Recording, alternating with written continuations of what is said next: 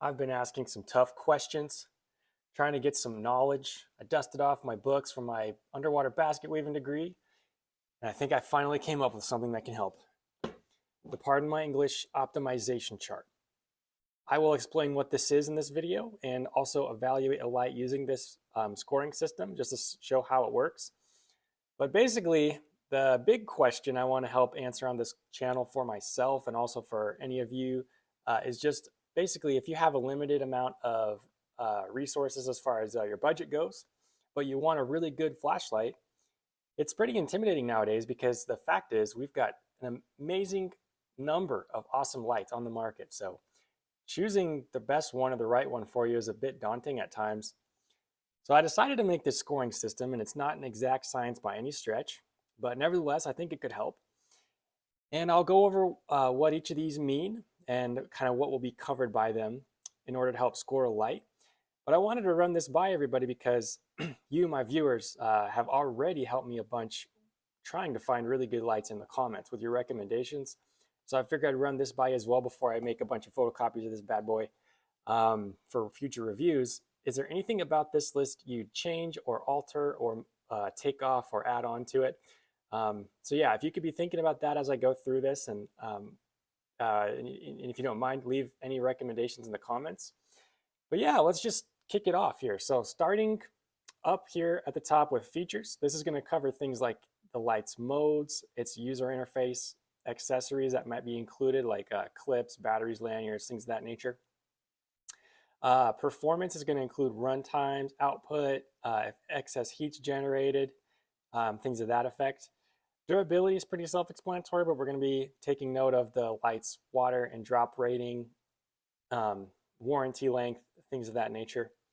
Appearance starts to get a little subjective, but does the light look good? Does it have good anodization, for example? Does it come in a bunch of different style options, materials? How's the packaging? Things like this will be covered in appearance. Price, the actual dollar amount is not what matters as much as how it compares to other lights on the market, other competitive options that cover that fill a similar form factor and use case. How does the price of light stack up to its competitors? Drawbacks are going to be anything that might be missing, annoying, or subpar. A more positive spin on it would be what could be changed about this light to improve it. So yeah, that's drawback. So that'll be deducted from the score. And then this one down here is kind of funny. I love this. Mr. G's, one of the longtime commenters and supporters of this channel, he coined this term, sweetometer. And basically it is kind of a extremely subjective quality that a light has. If you just get enjoyment from a light, if it has a wow factor, if you can't help but smile when you use it, that's what the sweetometer is all about. If it scores higher on the sweetometer, it's a light that, when you use it, when you turn it on, it's extremely satisfying. Flashlights are tools, and sometimes you get a really good tool and you almost can't wait for a job in order to be able to use it. So yeah, that's what the sweetometer is. So yeah, I'll be scoring lights, scoring this i3T here in this video using this system just as an example.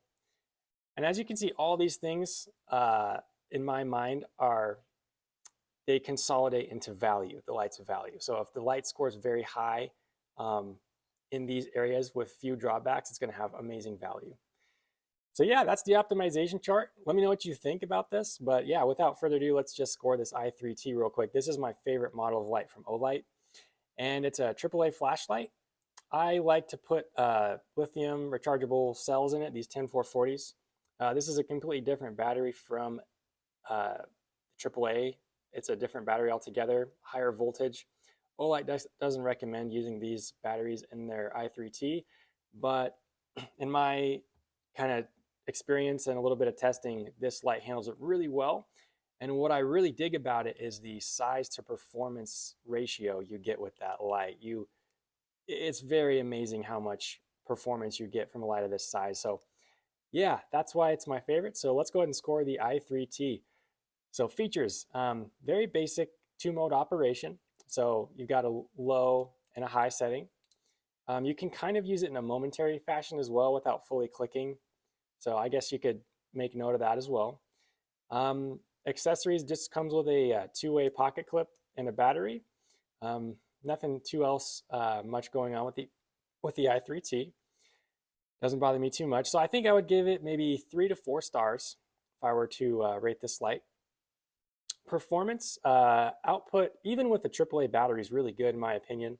You got 2 modes, and the high mode with a AAA is nothing to balk at all. It's very decent output. With the 10440s, though, it takes it to a whole nother level. Run times, it's a AAA light, so you know you're going to get what you get with that battery, and even less runtime when using a 10440, but that's just the trade-off for the performance.